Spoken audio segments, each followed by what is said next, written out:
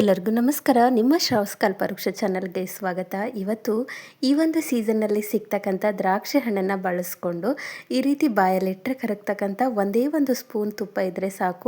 ದ್ರಾಕ್ಷಿ ಹಣ್ಣಿನ ಹಲ್ವಾ ರೆಸಿಪಿನ ಯಾವ ರೀತಿ ಮಾಡೋದು ಅಂತ ನೋಡೋಣ. ಮೊದಲಿಗೆ ನಾನಿಲ್ಲಿ ಒಂದಷ್ಟು ದ್ರಾಕ್ಷಿ ಹಣ್ಣನ್ನು ತೊಗೊಂಡಿದ್ದೀನಿ. ಕೆಲವು ಸಾರಿ ದ್ರಾಕ್ಷಿ ಹಣ್ಣು ತಂದಾಗ ಹುಳಿ ಏನಾದರೂ ಇತ್ತು ಅಂತಂದರೆ ಬೀಸಾಡೋದು ಜಾಸ್ತಿ. ಆ ರೀತಿ ಹುಳಿಯಾಗಿರ್ತಕ್ಕಂಥ ದ್ರಾಕ್ಷಿ ಹಣ್ಣನ್ನು ಬಳಸ್ಕೊಂಡು ಈ ಒಂದು ಹಲ್ವಾನ ರೆಡಿ ಮಾಡ್ಕೊಳ್ಳಿ. ನೋಡಿ, ನಾನು 1 ಕಪ್ ಆಗುವಷ್ಟು ಅಳತೆಗೋಸ್ಕರ 1 ಕಪ್ ಆಗುವಷ್ಟು ದ್ರಾಕ್ಷಿ ಹಣ್ಣನ್ನು ಕ್ಲೀನಾಗಿ ತೊಳೆದಿಟ್ಕೊಂಡಿದ್ದೀನಿ. ಇವಾಗ ಒಂದು ಮಿಕ್ಸರ್ ಜಾರಿಗೆ ಅಳತೆಯಲ್ಲಿ 1 ಕಪ್ ಆಗುವಷ್ಟು ದ್ರಾಕ್ಷಿ ಹಣ್ಣನ್ನು ನಾನು ಮಿಕ್ಸರ್ ಜಾರಿಗೆ ಸೇರಿಸ್ಕೊಳ್ತಿದ್ದೀನಿ. ಹಾಗೆ ಅದೇ ಕಪ್ಪಿಂದ 1 ಕಪ್ ಆಗುವಷ್ಟು ನೀರನ್ನ ಸೇರಿಸ್ಕೊಂಡು ಎಷ್ಟು ಸಾಧ್ಯನೋ ಅಷ್ಟು ನೈಸಾಗಿ ರುಬ್ಕೊಂಡು ಬರಬೇಕು. ಇವಾಗ ನೋಡಿ, ರುಬ್ಕೊಂಡು ಬಂದಿದ್ದಾಗಿದೆ. ಆದರೆ ನಮಗೆ ದ್ರಾಕ್ಷಿ ಕ್ಲೀನಾಗಿ ಒಂದು ಜ್ಯೂಸ್ ರೀತಿಯಲ್ಲಿ ರೆಡಿಯಾಗಬೇಕು. ಇವಾಗ ನೋಡಿ, ಇದನ್ನು ನಾವು ಶೋಧಿಸ್ಕೊಳ್ಬೇಕಾಗುತ್ತೆ. ಹಾಗಾಗಿ ಒಂದು ಪಾತ್ರೆಗೆ ಈ ರೀತಿ ಜರಡಿ ಇಟ್ಕೊಂಡು ಈ ಒಂದು ದ್ರಾಕ್ಷಿ ಹಣ್ಣಿನ ಜ್ಯೂಸನ್ನ ಶೋಧಿಸ್ಕೊಳ್ಬೇಕು. ಈ ರೀತಿ ಸ್ಟ್ರೈನ್ ಮಾಡ್ಕೊಳ್ಳೋದ್ರಿಂದ ಹಲ್ವಾ ತುಂಬಾ ಕರೆಕ್ಟಾಗಿ ಬರುತ್ತೆ. ಒಂದು ಸ್ವಲ್ಪನೂ ಹಳಕಳಕ್ಕೆ ಅನಿಸೋದಿಲ್ಲ. ಹಾಗಾಗಿ ಈ ರೀತಿ ಸ್ಟ್ರೈನ್ ಮಾಡಿಕೊಂಡು ಇದರ ಸಿಪ್ಪೆನ ನಾವು ದ್ರಾಕ್ಷಿ ಹಣ್ಣಿನ ಸಿಪ್ಪೆನ ನಾವು ತೆಗೆದುಬಿಡೋಣ. ಇವಾಗ ನೋಡಿ, ಇದು ರೆಡಿಯಾಗಿದೆ. ಇಷ್ಟು ನಮಗೆ ದ್ರಾಕ್ಷಿ ಹಣ್ಣಿನ ಒಂದು ಜ್ಯೂಸ್ ರೆಡಿಯಾಗಿದೆ. ನಿಮಗೆ ಕ್ವಾಂಟಿಟಿ ಜಾಸ್ತಿ ಬೇಕು ಅಂತಂದರೆ 1 ಕಪ್ ಆಗುವಷ್ಟು ನೀರನ್ನ ಹಾಕ್ಕೊಳ್ಬೋದು. ನನಗೆ ಇಷ್ಟೇ ಸಾಕಾಗುತ್ತೆ. ಇವಾಗ ಇದನ್ನು ಅಳತೆ ಮಾಡ್ಕೊಳ್ಳೋಣ. ಒಂದು ಪಾತ್ರೆ ತೊಗೊಂಡಿದ್ದೀನಿ. ಪಾತ್ರೆಗೆ 1 ಕಪ್ಪಿಂದ ಅಳತೆ ಮಾಡ್ಕೊಳ್ತಿದ್ದೀನಿ. ನೋಡಿ, ನಾನು ರೆಡಿ ಮಾಡ್ಕೊಂಡಿರ್ತಕ್ಕಂಥ ದ್ರಾಕ್ಷಿ ಹಣ್ಣಿನ ಒಂದು ಜ್ಯೂಸು ಒಂದು 3 ಕಪ್ ಆಗುವಷ್ಟು ರೆಡಿಯಾಗಿತ್ತು. ನಿಮ್ಗೆ ಇನ್ನೂ ಕ್ವಾಂಟಿಟಿ ಜಾಸ್ತಿ ಬೇಕು ಅಂದರೆ 1 ಕಪ್ ಆಗುವಷ್ಟು ನೀರನ್ನ ಸೇರಿಸ್ಕೊಂಡು ಕ್ವಾಂಟಿಟಿನ ಹೆಚ್ಚು ಮಾಡ್ಕೊಳ್ಬೋದು. ಇಲ್ಲ ಹಣ್ಣನ್ನು ಜಾಸ್ತಿ ಸೇರಿಸ್ಕೊಂಡು ಹಣ್ಣಿನ ರಸನ ಕೂಡ ನೀವು ಹೆಚ್ಚು ಮಾಡ್ಕೊಳ್ಬೋದು. ಇವಾಗ 3 ಕಪ್ಪು ಹಣ್ಣಿನ ಜ್ಯೂಸಿಗೆ ನಾನಿಲ್ಲಿ ಒಂದು 3/4 ಕಪ್ ಆಗುವಷ್ಟು ಸಕ್ಕರೆನ ಹಾಕ್ಕೊಳ್ತಿದ್ದೀನಿ. ಇಲ್ಲಿ ಸಕ್ಕರೆ ಬದಲಿಗೆ ಬೆಲ್ಲ ಕೂಡ ಹಾಕ್ಕೊಳ್ಬೋದು. 3/4 ಕಪ್ ಆಗುವಷ್ಟು ಆದರೆ ಸರಿ ಹೋಗುತ್ತೆ. ಸ್ವೀಟ್ ಜಾಸ್ತಿ ತಿನ್ನೋದಾಯಿತು ಅಂದರೆ 1 ಕಪ್ ಆಗುವಷ್ಟು ಸಕ್ಕರೆನ ಬಳಸ್ಕೊಳ್ಳಿ. ಹಾಗೆ ಅದೇ ಕಪ್ಪಿಂದ ಒಂದು 3/4 ಕಪ್ ಆಗುವಷ್ಟು ಕಾರ್ನ್ಫ್ಲೋರ್ನ ಹಾಕ್ಕೊಂಡಿದ್ದೀನಿ. ಎಲ್ಲನೂ ನಾವು ಗ್ಯಾಸ್ ಹಚ್ಚೋಕ್ಕೂ ಮುಂಚೆನೇ, ಅಂದರೆ ದ್ರಾಕ್ಷಿ ಜ್ಯೂಸಿಗೆ ಸಕ್ಕರೆ ಇರಲಿ ಹಾಗೆ ಈ ಒಂದು ಕಾರ್ನ್ಫ್ಲೋರ್ ಇರಲಿ, ಗ್ಯಾಸ್ ಹಚ್ಚೋಕ್ಕೂ ಮುಂಚೆ ಈ ರೀತಿ ಹಾಕಿ 1 ಗಂಟೆ ಇಲ್ಲದೆ ಇರೋ ರೀತಿಯಲ್ಲಿ ಕಲಿಸ್ಕೊಳ್ಬೇಕು. ನೋಡಿ, ಈ ರೀತಿ ಕಲಸಿ ನಾನು ರೆಡಿ ಮಾಡಿ ಇಟ್ಕೊಂಡಿದ್ದೀನಿ. 1 ಗಂಟೆಗಳಿಲ್ಲ. ಇವಾಗ ಇದನ್ನು ನಾವು ಗ್ಯಾಸ್ ಮೇಲೆ ಇಟ್ಕೊಳ್ಬೇಕು. ಅದಕ್ಕೂ ಮುಂಚೆ ಒಂದು ಈ ರೀತಿ ಬಾಕ್ಸ್ ಅಥವಾ ನಿಮ್ಮಲ್ಲಿ ಯಾವುದಿದೆ ಆ ಒಂದು ಬಾಕ್ಸಿಗೆ ಒಂದು ಸ್ವಲ್ಪ ತುಪ್ಪನ ಅಪ್ಲೈ ಮಾಡಿ ರೆಡಿ ಮಾಡಿ ಇಟ್ಕೊಳ್ಳಿ ಮುಂಚಿತವಾಗಿಯೇ. ಇವಾಗ ನೋಡಿ, ಇದು ರೆಡಿಯಾಗಿದೆ. ಇದನ್ನು ಒಂದು ಸೈಡಲ್ಲಿ ಇಟ್ಬಿಡೋಣ. ಇವಾಗ ರೆಡಿ ಮಾಡಿರ್ತಕ್ಕಂಥ ಒಂದು ದ್ರಾಕ್ಷಿ ಹಣ್ಣಿನ ಜ್ಯೂಸನ್ನ ನಾನು ಗ್ಯಾಸ್ ಮೇಲೆ ಇಟ್ಕೊಂಡಿದ್ದೀನಿ. ಗ್ಯಾಸ್ ಆನ್ ಮಾಡಿ ಇಟ್ಕೊಂಡಿದ್ದೀನಿ. ಹೈ ಫ್ಲೇಮಲ್ಲಿ ಇಟ್ಕೊಂಡು ಈ ರೀತಿ ಕೈ ಬಿಡ್ದಾಗೆ ಕಲಿಸ್ತಾ ಬನ್ನಿ. ಎಲ್ಲಿವರೆಗೂ ಅಂತಂದರೆ ಈ ರೀತಿ ಗಂಟುಗಳಾಗಬೇಕು, ಅಲ್ಲಿವರೆಗೂ ಕಲಿಸ್ತಾ ಬನ್ನಿ. ಹೈ ಫ್ಲೇಮಲ್ಲೇ ಇರಲಿ. ನೋಡಿ, ಈ ರೀತಿ ಯಾವಾಗ ಗಂಟುಗಳಾಗ್ತಿದೆ ಅಂತಂದಾಗ ಗ್ಯಾಸ್ನ ಮೀಡಿಯಮ್ ಫ್ಲೇಮಲ್ಲಿ ಇಟ್ಕೊಂಡು ಕೈ ಬಿಡ್ದಾಗೆ ಕಲಿಸ್ತಾ ಬರಬೇಕು. ಇಲ್ಲಿ ನಾನು ನ್ಯಾಚುರಲ್ ಆಗಿ ಇರಲಿ ಅನ್ನೋದಕ್ಕೋಸ್ಕರ ಬಣ್ಣನ ಸೇರಿಸಿಲ್ಲ, ಅಂದರೆ ಫುಡ್ ಕಲರ್ನ ಸೇರಿಸಿಲ್ಲ. ನಿಮಗೆ ಇದಕ್ಕಿಂತ ಗಾಢವಾಗಿರ್ತಕ್ಕಂಥ ಬಣ್ಣ ಬೇಕು ಅಂತಂದರೆ ಒಂದು ಚಿಟಿಕೆ ಆಗುವಷ್ಟು ಫುಡ್ ಕಲರ್, ಗ್ರೀನ್ ಫುಡ್ ಕಲರ್ನ ಸೇರಿಸ್ಕೊಳ್ಬೋದು. ಇವಾಗ 1 ಸ್ಪೂನಲ್ಲಿ ಒಂದು ಅರ್ಧ ಸ್ಪೂನ್ ಆಗುವಷ್ಟು ಮಾತ್ರ ನಾನಿಲ್ಲಿ ತುಪ್ಪನ ಸೇರಿಸ್ಕೊಂಡಿದ್ದೀನಿ. ಇನ್ನು ಅರ್ಧ ಸ್ಪೂನನ್ನು ಆಮೇಲೆ ಸೇರಿಸ್ಕೊಳ್ಳೋಣ. ಇವಾಗ ತುಪ್ಪ ಹಾಕಾದ್ಮೇಲೆ ಮತ್ತೊಂದು ಸರಿ ಕೈ ಆಡಿಸ್ಕೊಳ್ಳೋಣ. ಬಟ್ ಈ ಟೈಮಲ್ಲಿ ಗ್ಯಾಸು ಲೋ ಫ್ಲೇಮಲ್ಲೇ ಇರಲಿ. ಅಂದರೆ ನಮಗೆ ಮಾಡ್ತಕ್ಕಂಥ ಹಲ್ವಾ ಕರೆಕ್ಟಾಗಿ ಹದವಾಗಿ ಬೆಂದ್ಕೊಳ್ಳುತ್ತೆ. ಇವಾಗ ನೋಡಿ, ಇನ್ನರ್ಧ ಸ್ಪೂನ್ ತುಪ್ಪ ಉಳಿದಿತ್ತಲ್ಲ, ಅದನ್ನು ಕೂಡ ನಾನಿಲ್ಲಿ ಸೇರಿಸ್ಕೊಳ್ತಿದ್ದೀನಿ. ಒಟ್ಟಲ್ಲಿ ಒಂದೇ 1 ಸ್ಪೂನ್ ತುಪ್ಪ ಇದ್ದರೆ ಸಾಕು. ನಿಮಗೆ ತುಪ್ಪ ಇಷ್ಟ ಇಲ್ಲ ಅಂತಂದರೆ ಸ್ಕಿಪ್ ಕೂಡ ಮಾಡ್ಬೋದು.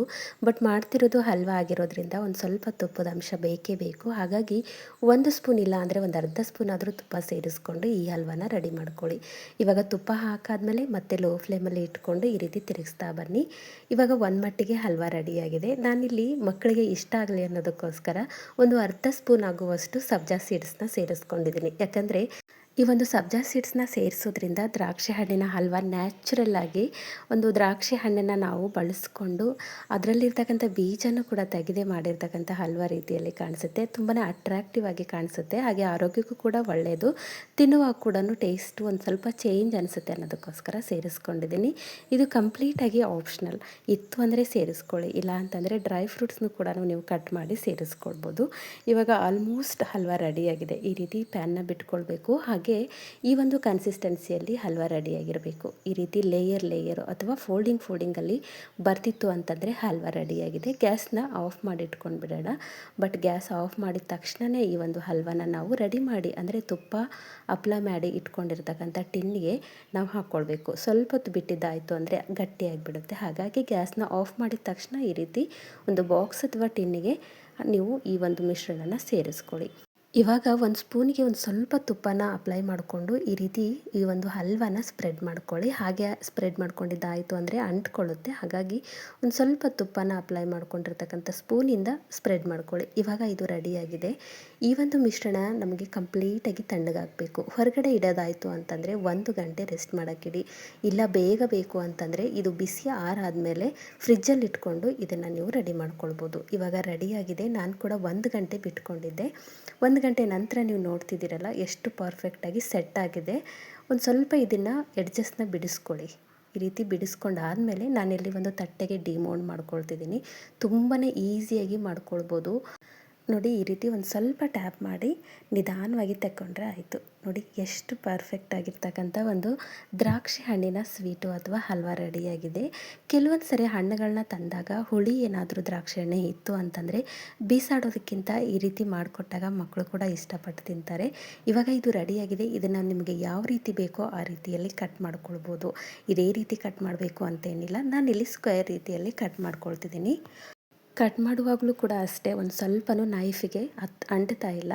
ಹಾಗೆ ಮಾಡುವಾಗ ಹೇಳಿರ್ತಕ್ಕಂಥ ಸ್ಟ್ರಕ್ಚರ್ ಅಂದರೆ ನಾವು ಈ ರೀತಿ ಸ್ಪೂನಿಂದ ಬಿಟ್ಟಾಗ ಆ ಒಂದು ಫೋಲ್ಡಿಂಗ್ ಬಂದಾಗ ನಾವು ಆಫ್ ಮಾಡ್ಕೊಳ್ಬೇಕು. ತೀರಾ ಇನ್ನೂ ತಿಳಿಯಾಗಿದ್ದಾಗ ಆಫ್ ಮಾಡಿದ್ದಾಯಿತು ಅಂತಂದರೆ ಹಲ್ವಾ ಈ ರೀತಿ ಬರೋದಿಲ್ಲ. ಹಾಗಾಗಿ ಕನ್ಸಿಸ್ಟೆನ್ಸಿನ ನೋಡಿಕೊಂಡು ಗ್ಯಾಸ್ನ ಆಫ್ ಮಾಡಿಕೊಂಡು ಆಮೇಲೆ ನೀವು ಟಿನ್ ಅಥವಾ ಒಂದು ಬಾಕ್ಸಿಗೆ ಸೇರಿಸ್ಕೊಳ್ಬೋದು.